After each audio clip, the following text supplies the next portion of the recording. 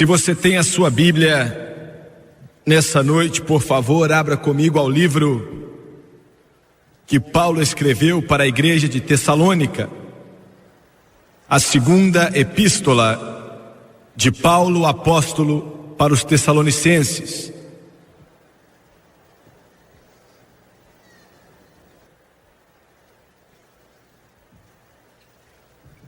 Eu sinto que isso vai ser uma mensagem que vai ser tremendamente importante, não somente para essa nação, mas para os outros 76 países do mundo que vão estar envolvidos, porque os problemas que estão sobre o nosso país já estão ou estão para vir sobre os outros países do mundo. Segunda Tessalonicenses 1, versículo 7, e a vós que sois atribulados, descanso conosco quando se manifestar o Senhor Jesus desde o céu com os anjos. Olha a terminologia. Esse mundo não vai ser explodido e não vai sobrar nada através de uma guerra atômica ou hidrogênica. Iria, se Deus não viesse a intervir, mas Ele vai intervir. E diz no versículo 8, com labareda de fogo, tomando vingança dos que não conhecem a Deus e dos que não obedecem ao Evangelho do nosso Senhor Jesus Cristo, os quais por castigo padecerão eterna perdição, longe da face do Senhor e da glória do seu poder, quando vier para ser glorificado nos seus santos e para se fazer admirável naquele dia em todos os que creem, porquanto o nosso testemunho foi crido entre vós. E o versículo 3 do capítulo 2, Paulo também escreve e diz: ninguém de maneira alguma vos engane, porque não será assim sem que antes venha a apostasia e se manifeste o homem do pecado, o filho da perdição. Está falando aqui da grande tribulação, da segunda parte, na verdade toda ela, mas nós agora estamos começando a ver os sinais do seu começo acontecendo nessa terra e no mundo.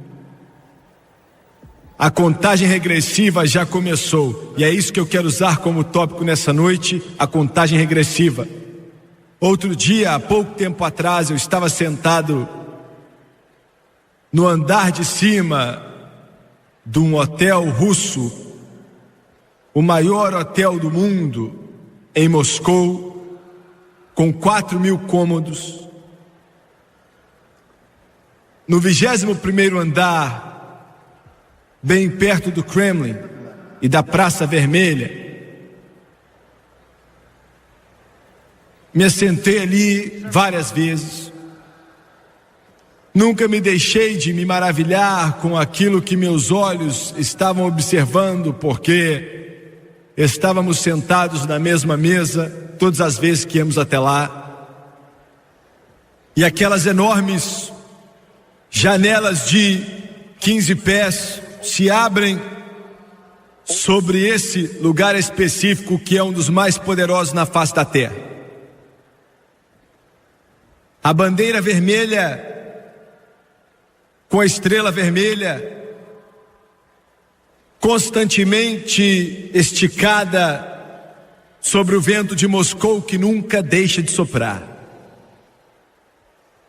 E a estrela vermelha no topo do Kremlin, que está ladeada por igrejas de antigamente, com suas cruzes douradas, ainda assim apontando para os céus. Um contraste interessante. Eu quero que você pense nisso. A cruz, ali bem no centro do ateísmo mundial, com toda a tentativa de dominar todo o planeta, e já lançando suas trevas negras e suas garras sobre 1,5 milhão de almas no planeta Terra. E ainda assim, a foice e o martelo foi ladeado pela cruz de Jesus Cristo. O mestre do comunismo disse que é histórico, que não tem nenhuma significância senão histórica, e permitiu que ficasse ali.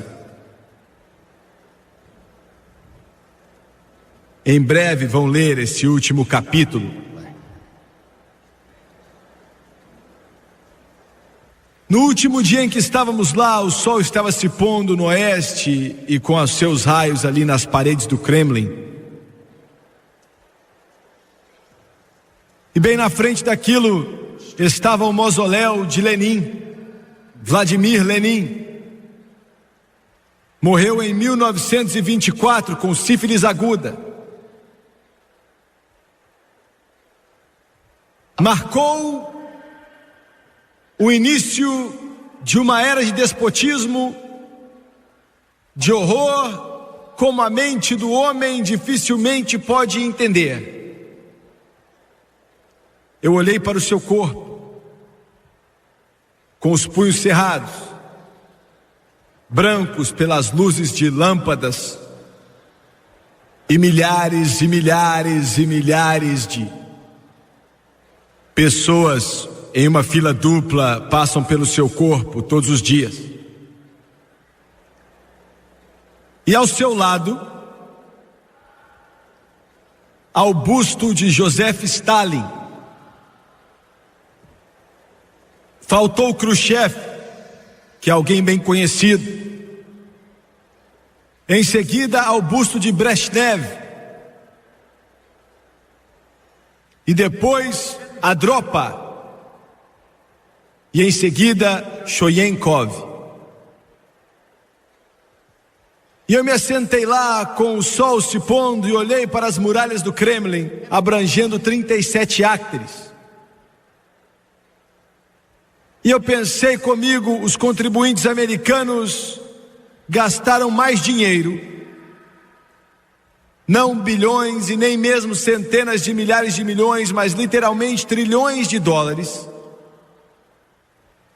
se esforçando para resistir os planos que foram formulados por detrás daqueles muros do Kremlin. Naquelas paredes,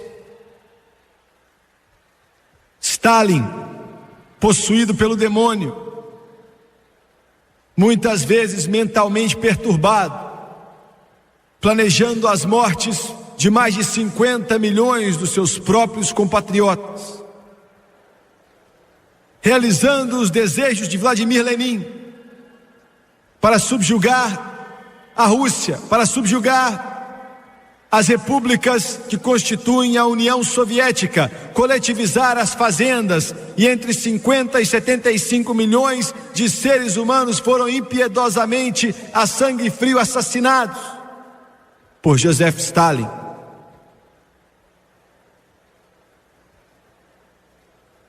Sentei-me diante de jornalistas russos, diante de uma câmera de televisão, e eles expressaram o seu desejo de que sob o Gorbachev uma nova era começou. É o que esperava. Mas o mundo hoje está se dirigindo para uma contagem regressiva. Cada país, cada nação sobre a face da terra, com o comunismo desempenhando seu papel tremendamente importante neste drama da humanidade e da eternidade, sendo trazido para a posição, para a contagem regressiva dos séculos. Quando voltarmos nessa noite ao livro de Gênesis, voltamos ao 6º capítulo, e vemos um mundo que está literalmente fervendo em um mal tão grande que é indescritível. Mais ou menos 4.400 anos atrás. A Bíblia diz em Gênesis 6:5 que o pensamento dos homens, todo o pensamento do homem era somente em coisas ruins continuamente. E ele usa a palavra no começo dessa passagem, e Deus viu. Os homens podem pensar que Deus não vê, mas Deus vê. Deus sabe exatamente de todas as coisas que estão acontecendo nesse planeta. Ele vê o pecado, a rebelião, o deboche. Ele vê a fome na África, como milhões de meninos e meninas que não entendem por que eles estão onde estão e por que eles são como são.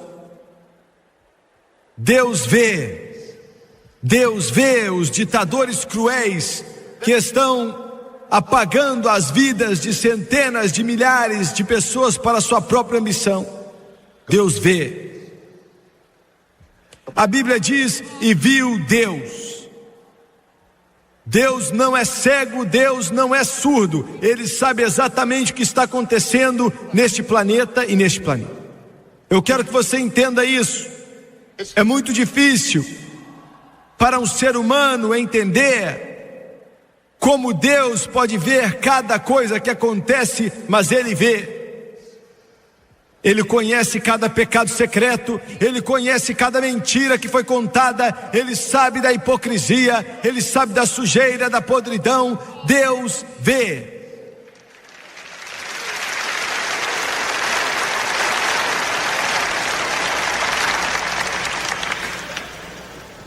E Deus viu que a maldade do homem era grande na terra, e que toda a imaginação dos pensamentos de seu coração eram maus continuamente. Veja bem, nesta nação aqui tão iluminada da América, alguns dos nossos acadêmicos mais brilhantes, algumas das pessoas mais brilhantes dessa nação, querem nos fazer acreditar que se existe Deus, Deus tem uma política de não intervenção, Deus não está interessado, Deus não diz respeito a si mesmo, e o mais triste, eles nem acreditam que existe um Deus nessa era do humanismo secular. Mas o ponto que eu quero fazer é o seguinte: essa terra pertence a Deus, Deus a criou. Em segundo lugar, o homem pertence a Deus. Deus criou o homem.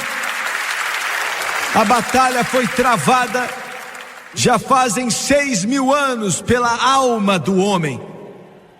Tem sido uma batalha brusca, uma batalha violenta.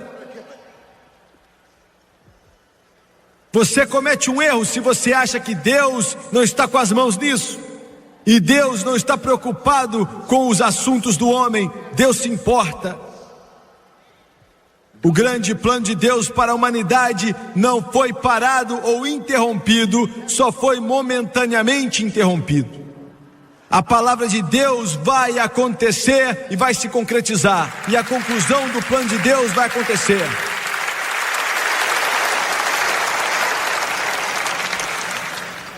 Deus não pode suportar o pecado, Ele odeia o pecado, destrói, é um veneno. Houveram vezes no curso da história humana que a humanidade, tendo entregado sua mente, seu coração e sua vida para Satanás, como Satanás se tornou o príncipe desse mundo presente, o Deus desse mundo presente, o príncipe dos poderes do ar. Houveram momentos em que Deus teve que intervir com poder e força de proporções sem precedentes. Sempre que o pecado se tornava tão desenfreado, uma epidemia tão grande, uma pandemia, de modo que Deus não teve alternativa ou escolha, Ele foi forçado a intervir. Há 4.400 anos atrás Ele fez isso. E eu quero mostrar a você os paralelos nessa noite entre o que aconteceu no passado e o que está acontecendo neste mundo hoje. Os pensamentos do coração do homem eram totalmente malignos, continuamente.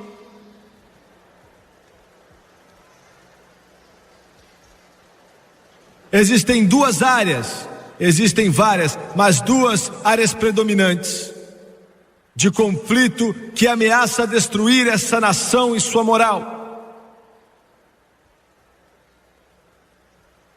Quando a pessoa pensa no 1,5 milhão de bebês que são assassinados no ventre da mãe deles, todo ano, nessa nação que se diz ser iluminada, isso é indescritível.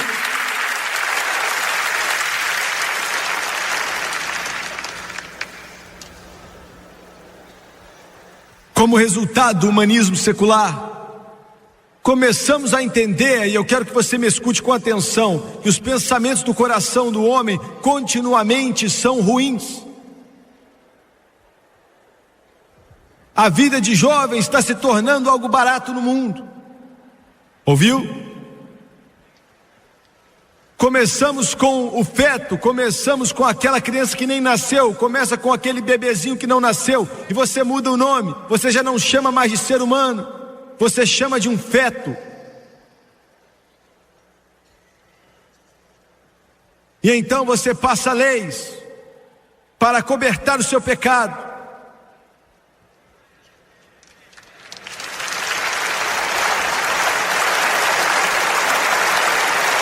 Adultério, fornicação. Então você passa essas leis e você assassina 1,5 milhão de bebês por ano. Esse é o primeiro passo, e então a vida de jovens passa a ser cada vez mais e mais barata.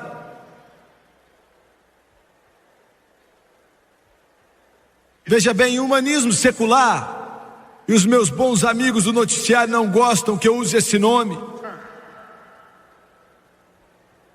mas eu não estou muito preocupado com o que você gosta.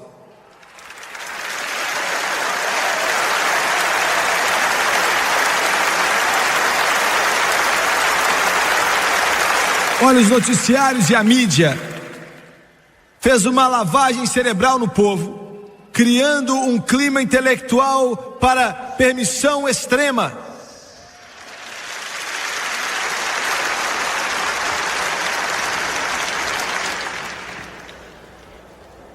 Quando você fala de garotinhos, garotinhas, crianças, bebês, para te mostrar na maldade, veja bem, não estamos brincando aqui, isso não é um jogo de vai e vem, isso não é um jogo, eu vou pegar meu brinquedinho e ir embora se eu não gostar. Estamos falando de algo tão terrível que é muito além de se descrever. Estamos falando de algo tão maligno, tão assassino, que é difícil para a mente de um ser humano compreender o que estamos dizendo. Estamos falando de algo que não é muito diferente daquelas botas das tropas nazistas que pegavam garotinhos e garotinhas, tiravam suas roupas e as crianças não sabem para onde estão indo, e enquanto isso Straw Waltz está por detrás, mandando eles para a câmara de gás. Não é diferente, só está encapado de uma forma diferente.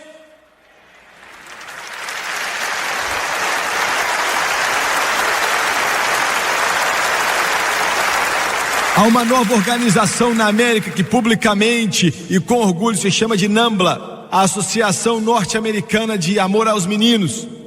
Ela diz que a sociedade não tem o direito de limitar a escolha de uma criança em parceiros sexuais. Um outro grupo chamado René Guyon tem como jargão: sexo para meninos de 8 anos de idade, por favor. E um outro grupo britânico quer que a idade de consentimento sexual seja baixada para 4 anos. Um de seus porta-vozes disse que esta sociedade tem um liberatianismo, uma perspectiva humanística sobre a sexualidade. Defende a perversão, alegando que tais práticas eram predominantes na Grécia Antiga. E que isso tudo se resume é que um baixo clima de permissividade sexual foi criado pelo humanismo secular e crianças se tornaram brinquedos. Me escute. Veja bem, as crianças se tornaram o ponto quente corrente no negócio da pornografia. Kiddie porn inclui atividades sexuais sórdidas com crianças, estrelando em filmes pervertidos e posando para fotos de revistas, realizando todos os tipos de atos repugnantes com outras crianças, bem como com adultos. Simultaneamente e talvez como resultado desse interesse crescente em pornografia infantil, parece haver um aumento na exploração sexual de crianças por adultos em todo o país. Um investigador disse que existem mais de 1 milhão de crianças sendo usadas sexualmente pelos homossexuais e outros pervertidos. Um relatório do Departamento de Polícia da Califórnia de Los Angeles insiste que há um número estimado de 30 mil crianças com idade entre 6 e 16 sendo exploradas sexualmente em Los Angeles, na Califórnia. O relatório da Polícia de Los Angeles declarou que os adultos muitas vezes vêm adquirir juvenis para abuso sexual, a prostituição, a pornografia e as atividades narcóticas. E como uma praga, essa coisa se espalha em nossa nação. O abuso sexual de crianças tornou-se o item mais vendido em filmes e livros e revistas, promovido em livrarias adultas e filmes de obscenidade. A doutora Judy Vincent, de Nova York, diz que hoje existe um volume de mais de 1 bilhão, não 1 milhão, mas 1 bilhão de cópias de revistas pornográficas vendidas anualmente. Geralmente essas possuem crianças em uma variedade de atos sexuais. Ela diz que mais de 1 milhão e 200 mil crianças estão fisicamente envolvidas em todo o país. A boa doutora Vincent Gerber está exortando o Congresso a aprovar leis que protejam crianças de um abuso sexual. Mas vai ser difícil para o Congresso fazer isso. Porque, veja bem, a nossa grande Corte Suprema não consegue definir o que é obscenidade.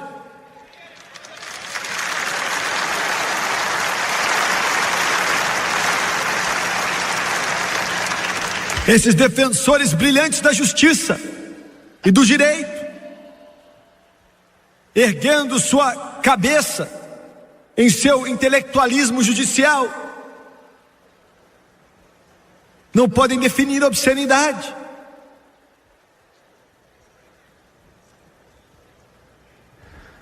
Se alguns de vocês estão assistindo, se um de vocês estiver assistindo, eu sou apenas um pregador, mas deixa eu te ajudar aqui, Senhor.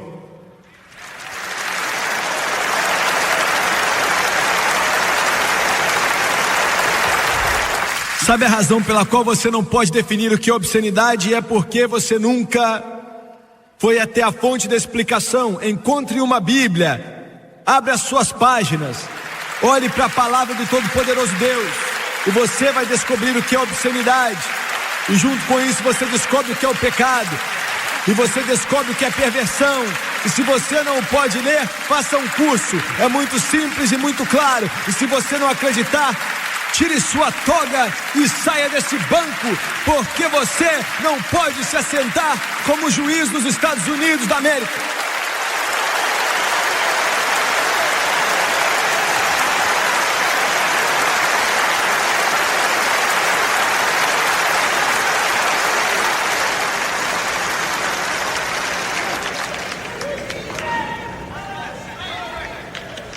Os pensamentos do homem continuamente eram ruins.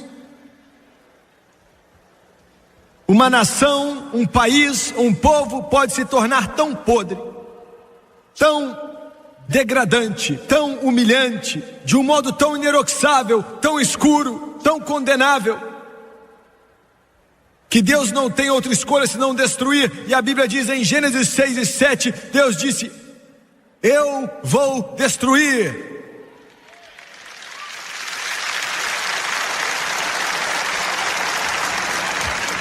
Eu destruirei. Esta é a mensagem que você não ouve muito hoje. Essa é a idade do amor fácil. Não, não estou falando de amor livre, não estou falando de permissividade sexual. Estou falando da comunidade cristã. O amor fácil. Não existe mais nada de errado. Não existe esse negócio de pecado. Deus não aprova julgamento. Deus vai abrir a porta e dar tapinha nas costas de todo mundo, até que todos venham para dentro. Eu tenho uma notícia para você, Senhor. Deus odeia o pecado, e o amor exige que falamos como tem que falar e dizer a verdade sobre a palavra de Deus.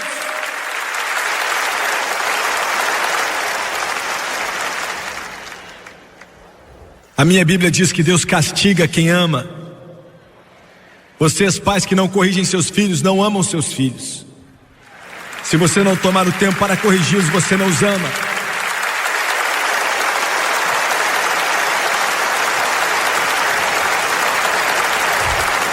Deus não tinha escolha ou alternativa, e alguns de vocês olhem para mim agora, e você vai dizer que esse tipo de Deus, eu detesto ele, eu odeio ele. Não, você quer um Deus que vai endossar o seu pecado. Você quer um Deus que irá proteger sua perversão. Você quer um Deus que pode abraçar a sua iniquidade. Lembre-se disso. Deus ama o pecador, mas Ele odeia o pecado. Ele ama o pecador, mas odeia o pecado. E Ele disse: eu vou destruir. E o mundo se afogou debaixo das águas, sobrando apenas Noé e sua família. Eu já disse várias vezes, vou repetir, eu estava orando outro dia, buscando a Deus, porque eu ia ter que falar com o maior grupo de ministros ali nos Estados Unidos, em Washington, na capital, e depois falaria com o presidente dos Estados Unidos, e é o que eu fiz. E eu estava orando, chorando, clamando: Deus, o que é que eu vou dizer para esse povo, pastores de uma das maiores igrejas do mundo? E Deus me falou: diga assim, diga a eles que os acontecimentos no mundo estão sendo guiados pela minha mão. Diga a eles que as eleições na época em Washington e na América está sendo guiada e dirigida por mim.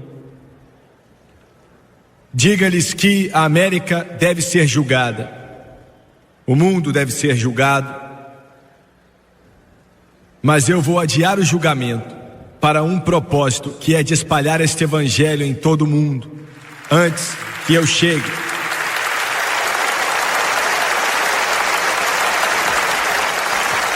O mundo está caminhando para uma contagem regressiva.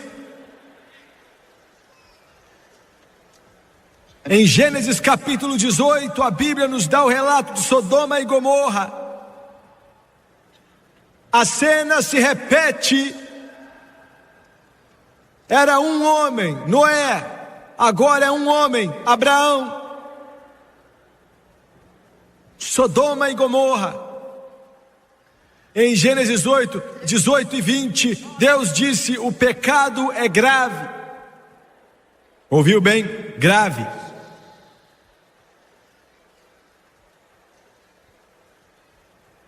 Hoje, devido à permissividade geral desenfreada em todo esse país, a comunidade homossexual saiu do armário,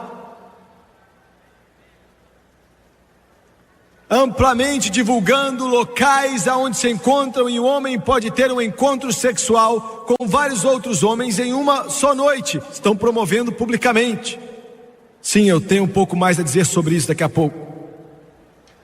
Um médico, não um pregador, um médico declarou outro dia mesmo, por causa da sujeira do homossexualismo, uma situação semelhante às pragas dos séculos passados poderia vir em cima de nós de novo.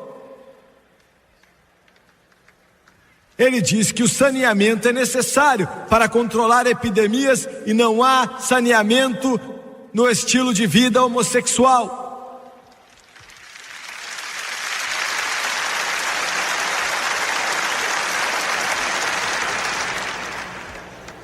Deus queimou Sodoma e Gomorra fora da face da terra, não porque ele era cruel, não porque ele era um tirano, não porque ele é um Deus de ódio, mas porque ele é um Deus de amor. Agora, pode rir disso, jornalista.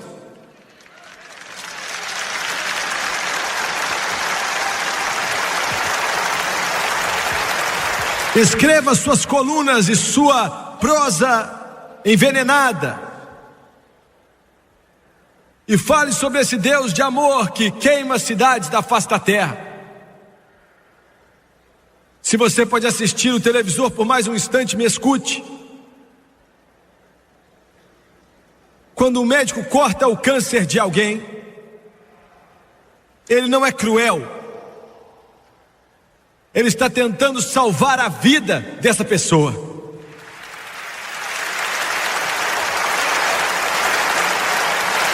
O Todo-Poderoso Deus exercita, o Todo-Poderoso Deus cirurgicamente removeu Sodoma e Gomorra por causa do pecado terrível e medonho do homossexualismo, a sodomia.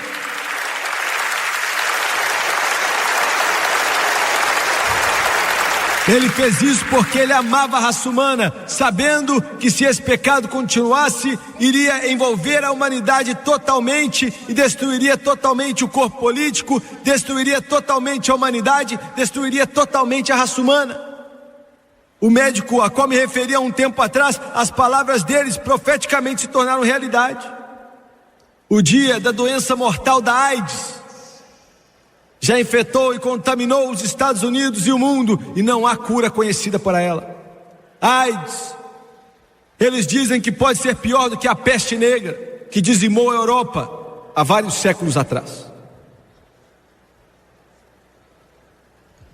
A imprensa, a mídia, a imprensa estabelecida, me escute, América, a imprensa estabelecida está procurando médicos, buscando médicos que estão dispostos a prostituir sua confiança sagrada, nos dizendo para não nos preocuparmos com a AIDS e não olhar para suas vítimas. No entanto, muitos médicos estão nos dizendo privadamente que essa doença fatal pode ser contraída através de comer em um restaurante onde a comida está preparada, até mesmo nas lágrimas que vêm de uma vítima de AIDS e quaisquer secreções ou fluidos corporais. Motoristas de ambulância foram encomendados contra sua vontade para trabalhar em vítimas de AIDS. Enfermeiros e outros profissionais foram demitidos de hospitais quando eles se recusam a executar tarefas íntimas para vítimas de AIDS. Mas o médico disse outro dia, não o pregador, ele disse que a AIDS poderia ser banida se a comunidade homossexual voltasse para o armário.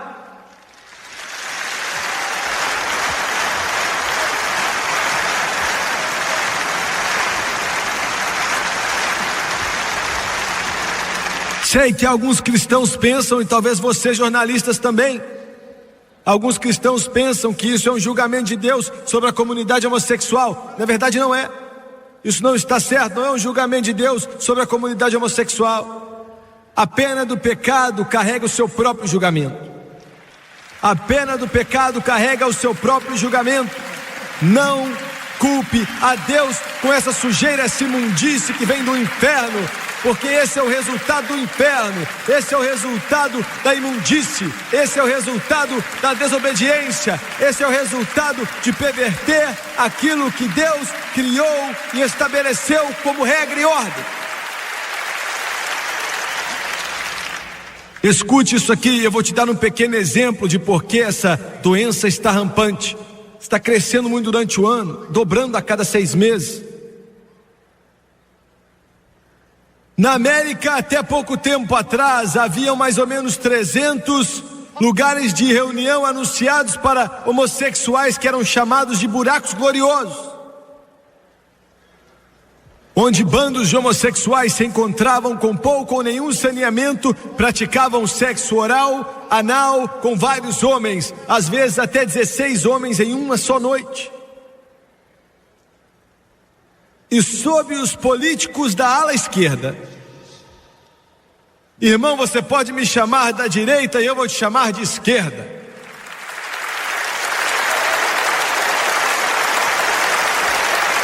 E eu tenho mais algumas coisas para dizer agora. Eu tenho orgulho de ser da direita. Eu tenho orgulho de ser conservador. Eu tenho orgulho de ser pela América. Eu tenho orgulho de acreditar nesse livro que é chamado de Bíblia Sagrada. Eu tenho orgulho de ainda me considerar um americano e gostar da bandeira americana que balança no vento. Eu tenho orgulho de ser chamado de americano. Eu tenho orgulho da terra do valente. Eu tenho orgulho dessa nação que é construída baseada na palavra de Deus. Eu tenho orgulho de Deus. Em Deus nós confiamos. Eu tenho orgulho dele.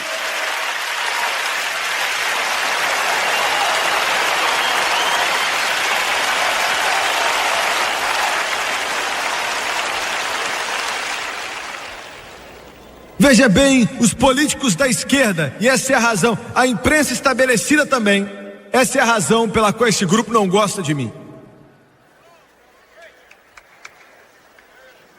Eles têm promovido os direitos homossexuais. Homossexuais, você já tem os seus direitos.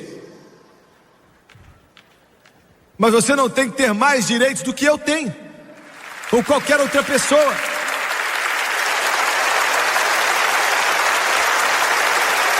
Os políticos da esquerda e a imprensa estabelecida promovendo os direitos dos homossexuais convencem até pessoas comuns, hoje em dia está difícil de encontrá-los, que isso é um problema verdadeiro. Eles disseram que o homossexual é discreto sobre sua vida privada como seu vizinho normal. Mas houve um tempo na América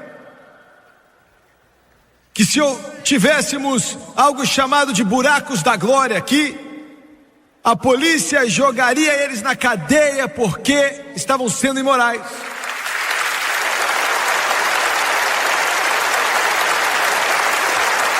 Bares gays onde homossexuais se reuniam na sala seriam fechados.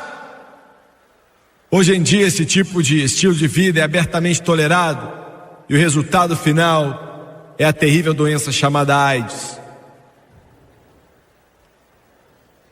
E a única cura para isso é Deus.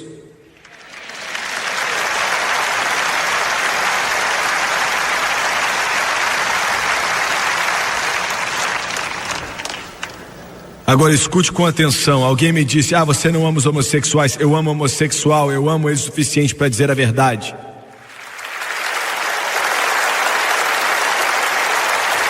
Eu os amo o suficiente para dizer a eles que Jesus ama eles. E Jesus vai libertá-los, assim como ele faz com o bêbado, o alcoólatra, o viciado em drogas. Assim como ele faz com aqueles que estão presos pela inveja, pela malícia, pelo ciúme. Jesus pode libertar. E Jesus tem o poder de libertar. Jesus Cristo ainda é a resposta. Não, eu não estou falando de um juiz fraco do joelho bom que é pregado em algumas dessas igrejas aí. Quer saber qual é o problema da América? Você quer saber? Não é o homossexual. Isso é estranho depois do que eu acabei de dizer, não é? O problema com a América não são os homossexuais. O problema com a América não é a imprensa pervertida. O problema com a América não é políticos da esquerda. Esses são sintomas. Escute o que eu estou dizendo. Eu vou te dizer qual é o problema nos Estados Unidos da América. Ande pelas ruas da sua cidade, onde quer que você queira ir. Ande a qualquer rua que for e encontre uma igreja. E se a porta estiver aberta, entre nela. Desça pelo corredor. Chegue ali e olhe para o púlpito. Fique por trás do púlpito. Olhe para o púlpito. Olhe para o púlpito. Esse é o problema dos Estados Unidos da América, o púlpito.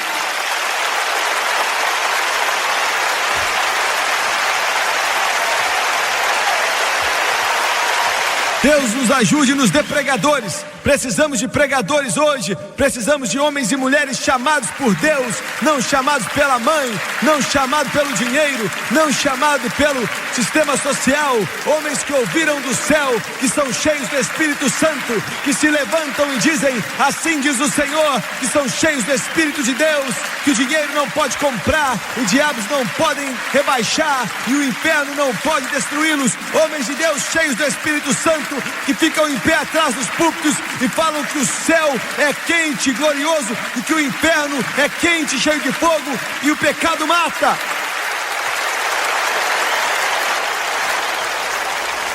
Se eu sou meio brusco, Eu não posso fazer nada. Se eu não pregar, Deus não me deixa dormir à noite. Eu estou cansado desses medrosos e covardes que se dizem ser pregadores.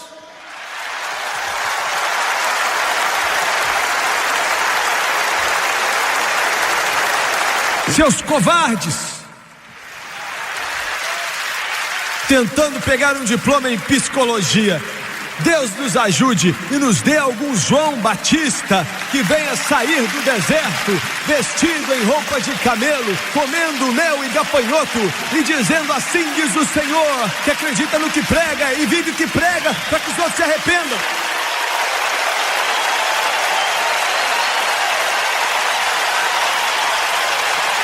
Se um pregador não prega o evangelho, tira ele daí.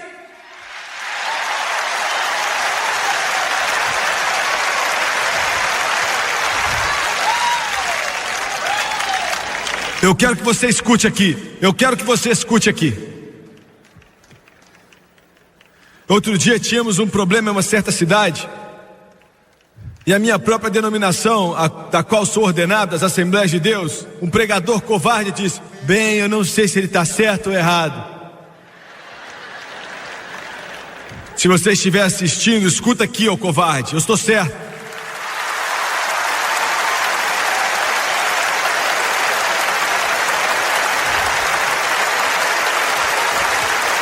Sabe o que eu falei? Eu falei: Jesus Cristo é o único caminho para se chegar a Deus. E aquele covarde diz: eu não sei se eu estou certo. Sabe mais o que aconteceu? Um pregador batista chegou e disse: eu vou me levantar pelo irmão Swagger, ele está certo, ele está pregando o evangelho como tem que ser pregado, e estamos nos levantando com ele. Um pregador batista, glória a Deus pelos batistas.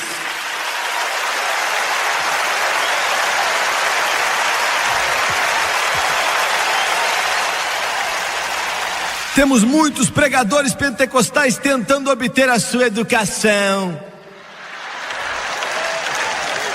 Escute o que eu estou falando. Eu vou fazer isso tão quente para você. Eu vou deixar isso tão quente para você. Eu vou tornar isso tão quente para você que o seu povo vai exigir que você abra a Bíblia e pregue com poder e unção do Espírito Santo, ou saia do púlpito.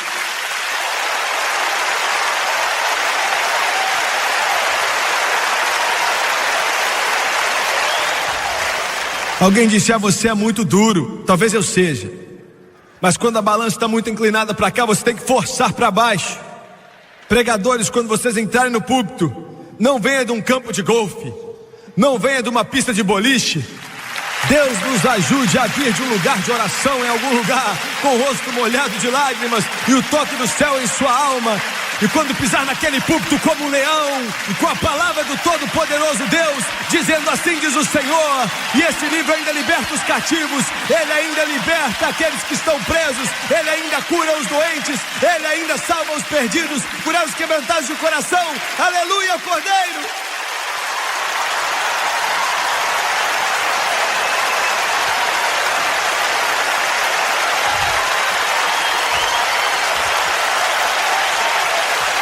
Aleluia, Deus! E o Cordeiro para sempre.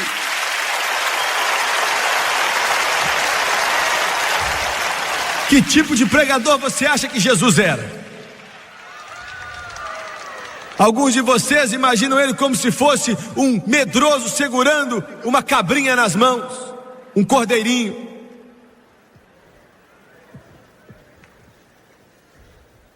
Alguém que saiu do salão de beleza,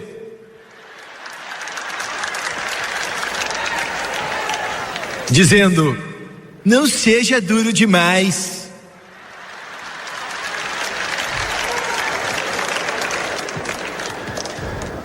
Por que você acha que mataram ele em um madeiro?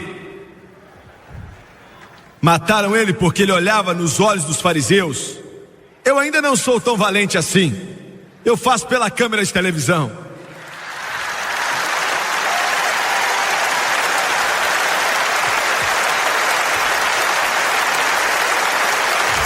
Ele olhava bem nos olhos deles e dizia: vocês são cobras, são víboras. Vocês não passam pela porta que Deus abriu e você barra a entrada para qualquer outra pessoa que tenta entrar. Por que você acha que cortaram a cabeça do apóstolo Paulo? Por que você acha que cortaram a cabeça de Tiago?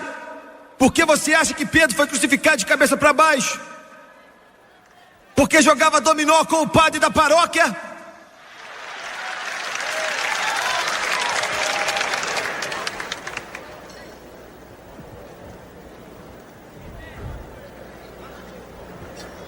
O pecado deles é grave.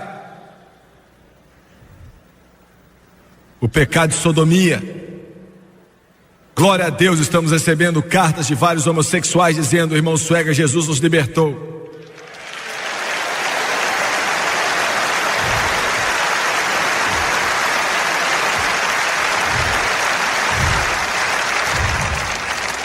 Eu não condeno você, mas eu condeno suas tentativas de tentar legalizar e tentar perverter o plano de Deus para a raça humana. Eu critico e condeno isso, mas eu não te condeno. E quando os anjos vieram para a casa de Ló,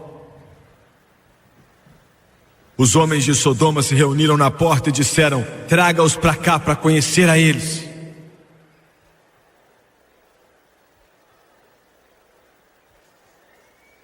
E o termo significa para que podemos fazer com eles o que somos. Anjos. Aqui na sua televisão em Nashville, no Tennessee, ontem mesmo, eu ouvi uma de suas estações de televisão enquanto o apresentador veio ali com alegria e afirmou que tinham feito uma enquete aqui na cidade da música dos Estados Unidos, e a maioria dos cidadãos da cidade de Nashville querem educação sexual nas escolas públicas.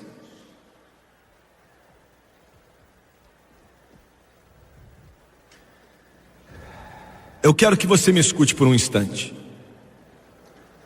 Eu já disse isso várias vezes e eu não gosto de ficar repetindo vez após vez,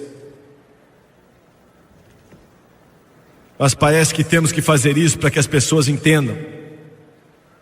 Você diz, veja bem, essas pessoas bem intencionadas, e eu realmente não estou questionando a motivação deles, estou questionando sua inteligência.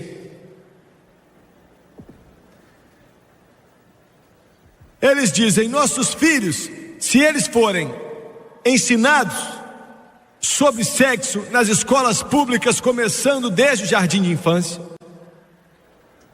então resolveremos os nossos problemas de gravidez pré-marital e doenças sociais, e vamos criar o paraíso utópico. É mesmo? Eu quero te mostrar o que aconteceu em países onde a educação sexual obrigatória iluminou e liberalizou os jovens. Escute.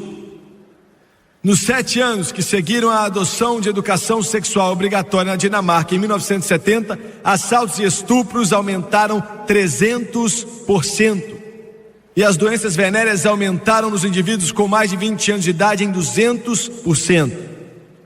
Entre aqueles com idade entre 16 e 20 anos subiu 250%.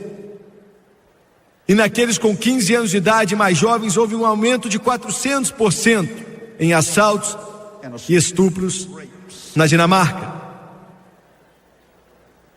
Após a educação sexual obrigatória foi legalizada nas escolas públicas, depois foi introduzida.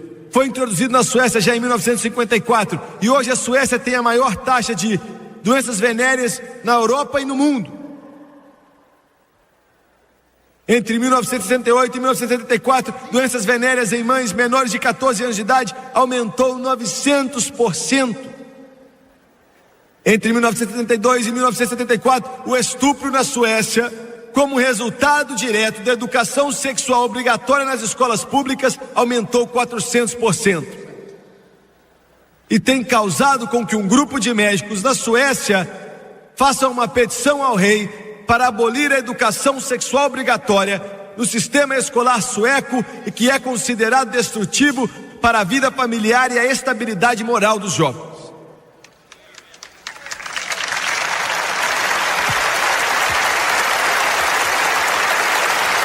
E por que isso?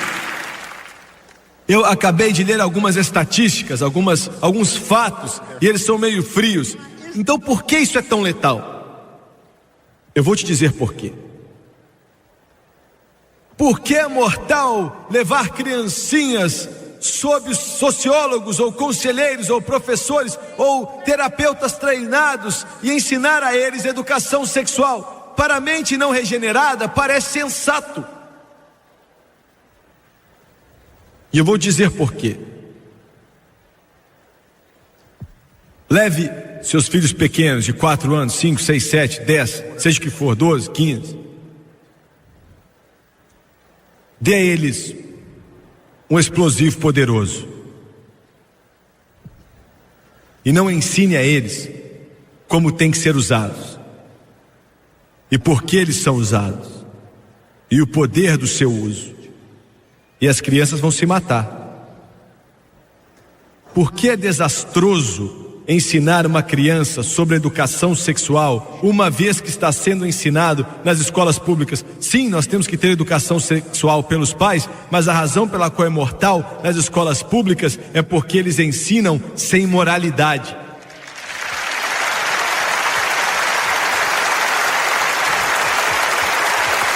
E eu quero que você entenda que se você ensinar sem moralidade, você está brincando com dinamite, com fusível já aceso. É certo que quando você ensina uma criança sobre sexo, e ele tem certeza que é uma ciência, assim como matemática, vai sair e vai experimentar. Essa é a razão pela qual o sociólogo não tem nada com isso, o psicólogo não tem nada com isso, o terapeuta não tem nada com isso, o conselheiro também não tem que ensinar meu filho ou meu neto a respeito de educação sexual, mas é a responsabilidade dos pais que amam a Deus, baseado na palavra de Deus, para ensinar os seus filhos o que a palavra de Deus diz sobre isso. Porque existem algumas coisas que estão erradas, mas eles não ensinam isso. E jornalista da televisão aqui, você está errado, muito errado. Você está brincando com as almas dessas crianças.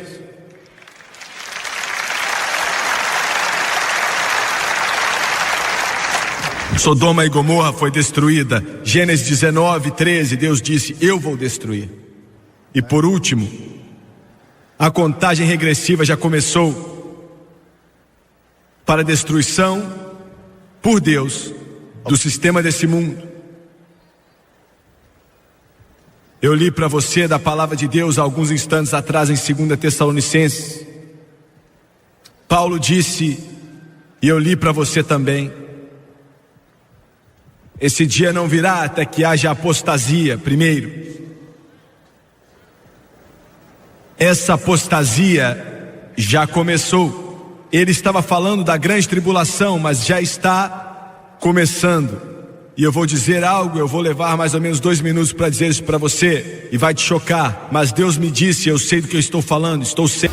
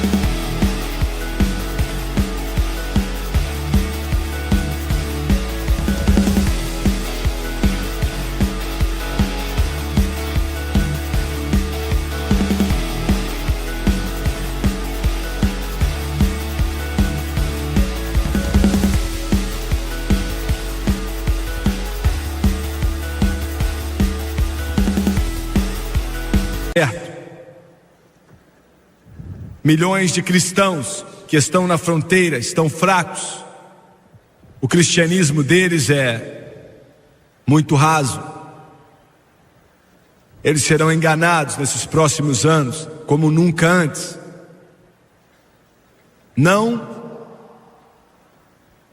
pelo mal insidioso que é óbvio e aparente. Ouça atentamente. Jesus falou de falsos profetas que vêm na pele do cordeiro, mas por dentro são lobos devoradores. E o que eu vou dizer vai chocar vocês, alguns não vão acreditar, mas não é problema meu.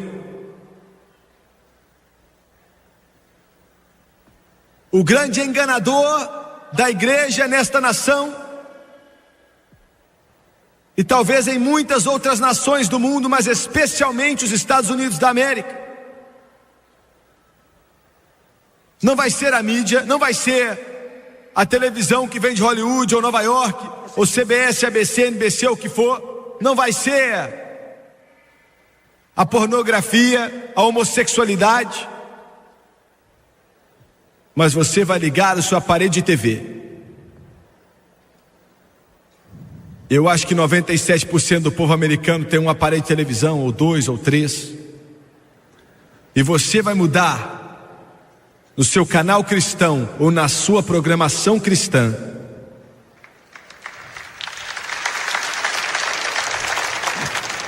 e todas as palavras certas vão ser utilizadas: nascer de novo, glória a Deus, aleluia, salvação, se salvar, o Espírito Santo, tudo isso vai ser usado. E milhões de cristãos vão se apaixonar por isso, e vai ser tão diabólico como o próprio inferno.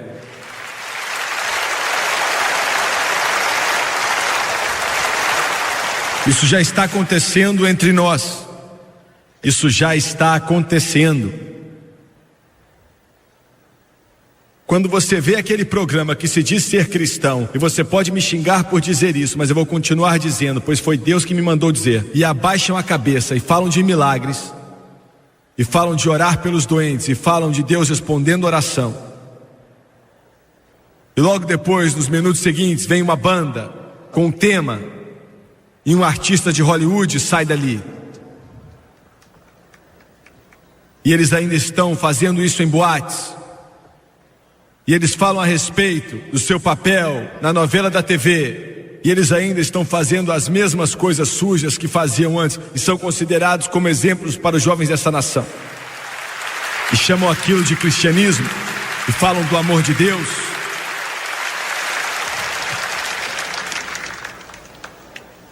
Agora mesmo estão dizendo que não existe essa coisa de arrebatamento.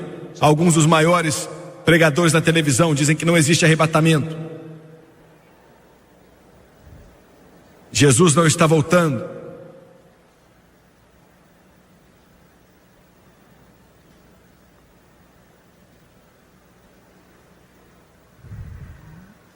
E você vai assistir, olhar aquilo, e o pensamento positivo, o poder do pensamento positivo e o evangelho de milagres, o evangelho da prosperidade vai condenar milhões de almas.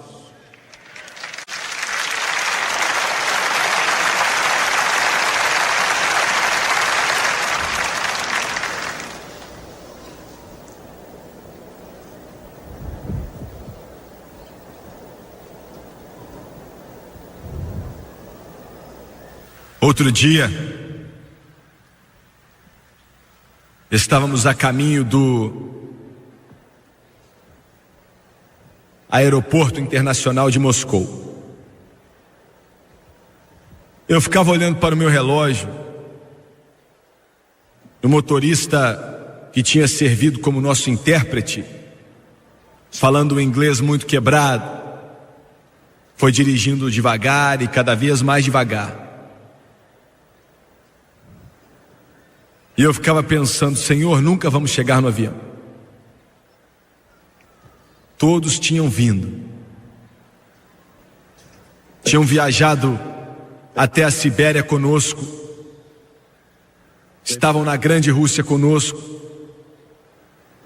Chegaram perto das paredes do Kremlin conosco. tínhamos abraçado centenas de pessoas mal vestidas, vários cristãos que nos encontraram.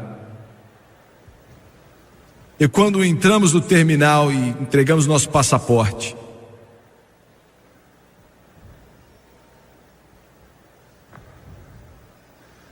um deles disse: nós só podemos vir até aqui. E ele me abraçou e começou a berrar. Não estou falando de um choro, eu estou falando de um berro. As lágrimas desciam na face do outro irmão, e muitos estavam lá. E eu senti um mover tão grande do Espírito no coração dele. Um era batista, o outro era pentecostal, mas tinham vários outros ali. Ele não falava inglês, mas aprendeu 3 palavras, e com lágrimas no seu rosto, ele me abraçou e disse em inglês, com um sotaque bem forte: eu te amo. E eu olhei para eles, e eles não falaram nada, mas nos olhos deles eu pude ver tantas coisas que eles queriam dizer, mas não podiam. Não podiam.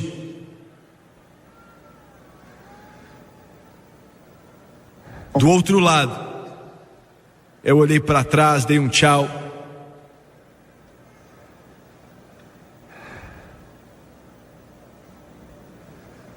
E eu disse: Deus, não é justo. Estou voltando para a América. A América. Deus derramou sua graça em ti e coroou tua bondade com irmandade de mar a mar.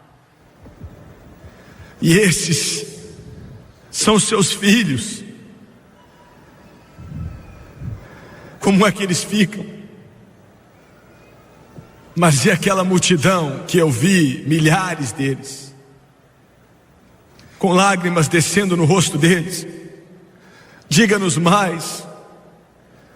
E aquele coral que memorizou para mim e outros na nossa caravana, que não falavam uma palavra de inglês, mas cantaram: entra em meu coração, entra em meu coração, entra em meu coração, Senhor Jesus. Venha hoje, venha para ficar. Entre em meu coração, Senhor Jesus. E Deus tocou meu coração e disse: filho, eu tenho filhos em todo esse planeta. E de repente eu pensei naquilo. Ele colocou em meu coração aquela canção escrita por David Ingalls, e eu comecei a cantá-la ali, que diz: There's a whole lot of people going home, and the sands of time, it won't be very long. In the twinkling of an eye, we'll all be gone. There's a whole lot of people going home. There's a whole lot of people going home. Você está pronto? Você está pronto? The signs of times, it won't be very long. Oh, in the twinkling of an eye, we'll soon be gone.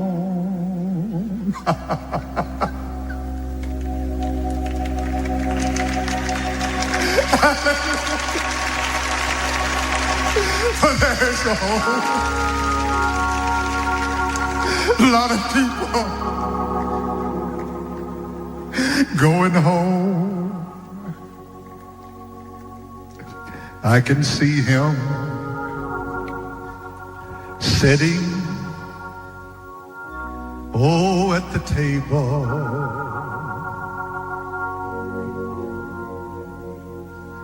almost ready, talking about Jesus, to say, come, knowing well there will be no vacant settings for the rest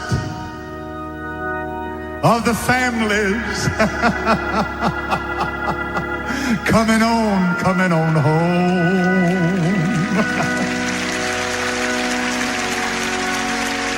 I said there's a whole lot of people, oh yes, going home, and by the signs of time, it can't be very long. In the twinkling of an eye, we'll soon be gone.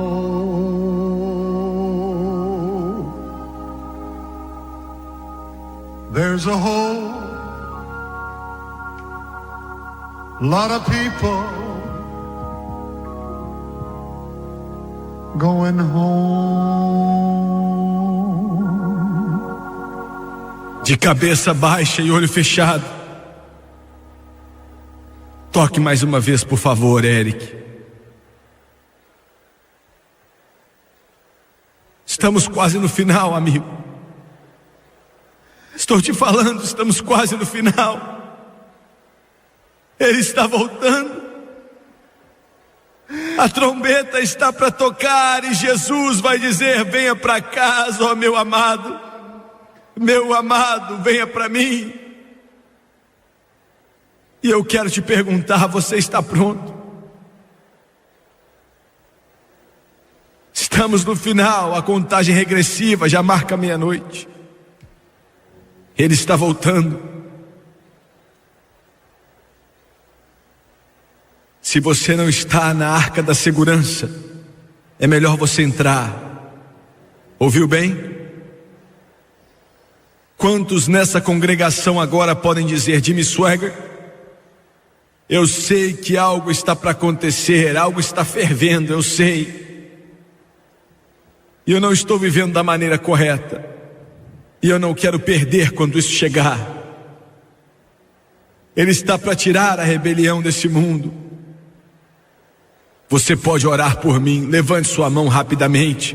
Eu preciso de oração, não estou vivendo bem. Continue com a mão levantada nas arquibancadas rapidamente, por favor. Levante a mão aqui nessa congregação, continue levantando até lá atrás, até lá em cima, para que Deus veja. Quantas mais? Levante a mão agora, aqui do lado esquerdo. Levante sua mão, ore por mim, irmão Swaggart. Não estou vivendo bem, estou vendo sua mão. Levante a mão, levante a mão. Ore por mim, é sua oportunidade. Milhões na União Soviética dariam tudo para sentar onde você está sentado agora, lá atrás. Quantos podem levantar a mão? Ore por mim. Eles vão cantar agora: há espaço na cruz para você. E há espaço para te preparar, para te levar para casa. Enquanto eles cantam, eu quero que todos se levantem, por favor. Todos de pé, por favor. Aleluia. E todos que levantaram as mãos, venha lá de cima aqui dos lados. Cristãos, tragam a eles. Venha, filhos, tragam seus pais. Pais, tragam seus filhos. Esposa, traga o seu marido que não está salvo. Marido, traga a sua esposa que não está salvo. Enquanto eles cantam agora. We'll wait for you in the bleachers, but hurry, come on. Yes, there's room at the cross for you. Though millions have come, there's still room for one. Yes, there's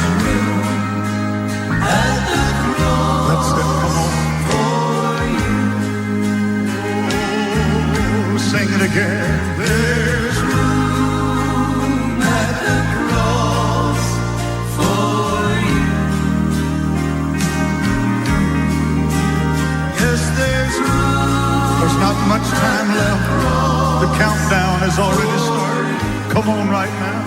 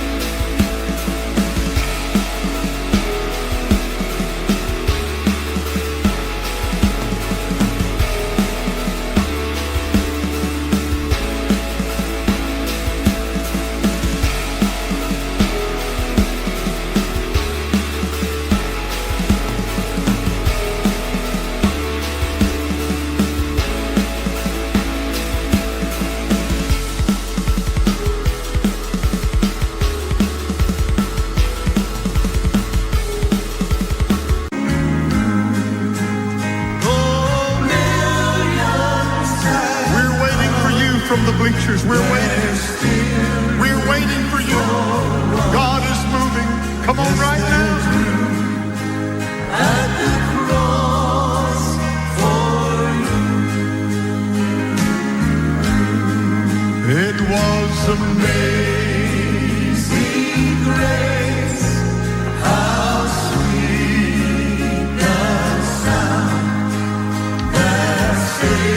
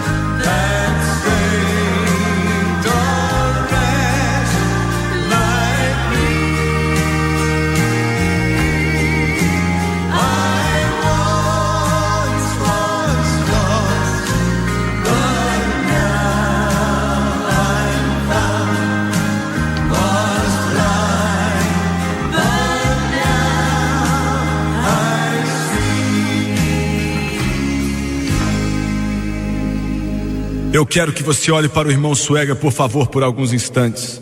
Eu quero que vocês pela televisão, onde quer que você esteja, eu quero que você olhe com muita atenção, escute com atenção por alguns momentos. Você não veio para o Jimmy Swaggart. Você não veio para fazer parte de uma igreja. Eu não posso salvar. A igreja não pode salvar. Você veio para Jesus. Somente Ele pode salvar. O Rei dos Reis, Senhor dos Senhores.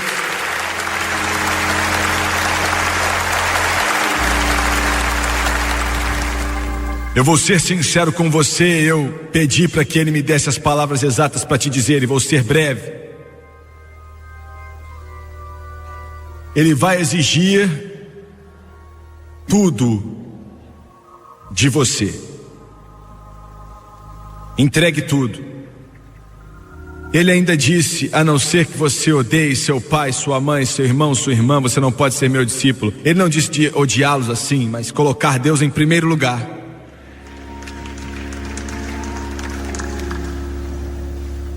Alguns de vocês vão ter que deixar uns amigos de lado.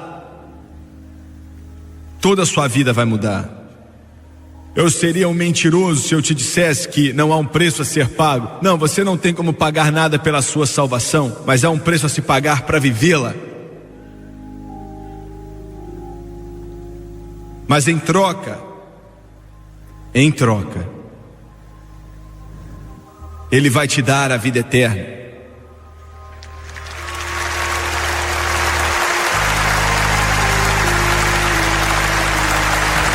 E daqui a alguns instantes, você vai ser tão limpo, tão puro, tão santo, tão justo, como qualquer anjo que existe na glória. E daqui a alguns instantes, você vai se tornar uma nova criatura. Jesus te chama de nascido de novo. E daqui a alguns instantes, Deus vai pegar uma caneta e escrever o seu livro no livro da vida do Cordeiro. Aleluia! O seu nome. E Ele vai anunciar para o céu, e eles vão bradar de felicidade, pois aquele que estava perdido foi achado. Como eu recebo, irmão Suega? Aceitando a Jesus Cristo como seu Senhor e Salvador, e tomar a decisão de segui-lo toda a sua vida. Agora abaixe sua cabeça, feche os olhos e vamos orar. Eu quero que você repita isso comigo e acredite de todo o seu coração. E vocês pela televisão façam a mesma coisa também.